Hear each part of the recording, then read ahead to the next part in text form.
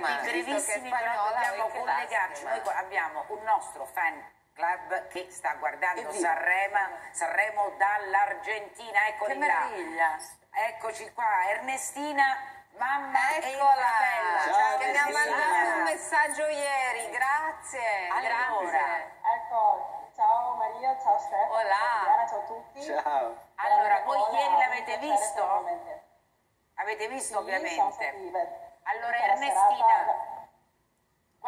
cosa ti è piaciuto di più? Voglio anche, diciamo, sapere da tua mamma e da tuo fratello. Tuo fratello so che è un maestro di musica, quindi anche, puoi dire, un'opinione informata dei fatti.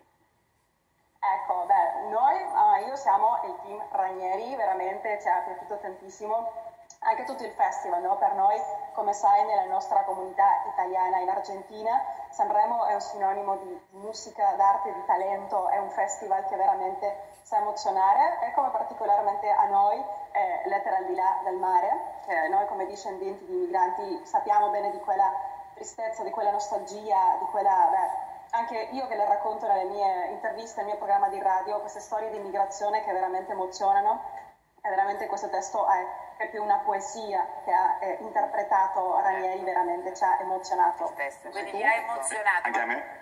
Tuo fratello, ecco, voglio sapere il parere del musicista. E anche a me mi sono piaciuti tanti Gianni e Massimo. Io penso che hanno fatto una bella Gianni Morandi e Massimo Ranieri, insieme all'orchestra che, devo dirlo, il primo livello. E invece, diciamo, i più giovani, come arrivano lì in Argentina? Non so. Guarda che quelli che mi hanno riferito, perché ho parlato un po' con la gente, i preferiti erano i classici, diciamo, Morandi, Ranieri, perché per loro è un'emozione rivedere questi big sul palco, no? Perché evocano tante memorie, tanti ricordi, ma poi nomi più attuali sono Anna Mena, Mahmoud e Bianco e anche Mahmoud vi è piaciuto? Achille Lauro anche, sì.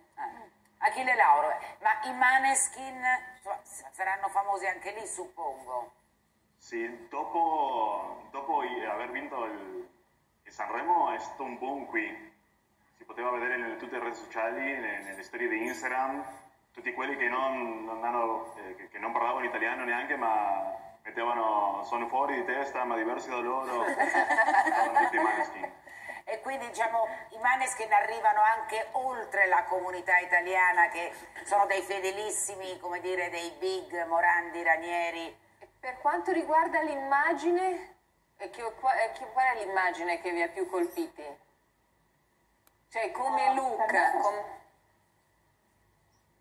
A me è piaciuto tanto Orietta Berti, ritengo che è un'artista immortale, una cosa che... Davvero, il costume di Orietta Berti? Quello è la cosa più autoironica. Sì. Fedele al suo stile, anche se autoironico, mi è piaciuto, anche Ornella Muti mi hanno riferito in tanti che aveva indossato le occhiali, che è anche un elemento che voi avete menzionato ieri. Ecco, Ernestina, tu sai, abbiamo pochissimo tempo, Ernestina sai che abbiamo anche il toto voto, quindi fai votare, potete votare i vostri 3 favoriti e dimmi soltanto che cosa ti aspetti da questa seconda serata. Ancora più musica, più allegrie, il talento che gli italiani mettono sempre lì sul palco, quindi tante emozioni. Va bene, tanto perché oggi ci sarà Elisa, insomma ci saranno dei nomi che sono anche molto conosciuti in America Latina e in Argentina. Sì, anche con Laura Pausini, come avete menzionato, che qui erano pazzi anche. Sì, la Pausini. Ecco, e ora dobbiamo dare la linea al festival. Ernestina, ci colleghiamo dopo con te. Buon festival, ciao Ernestina. Baci.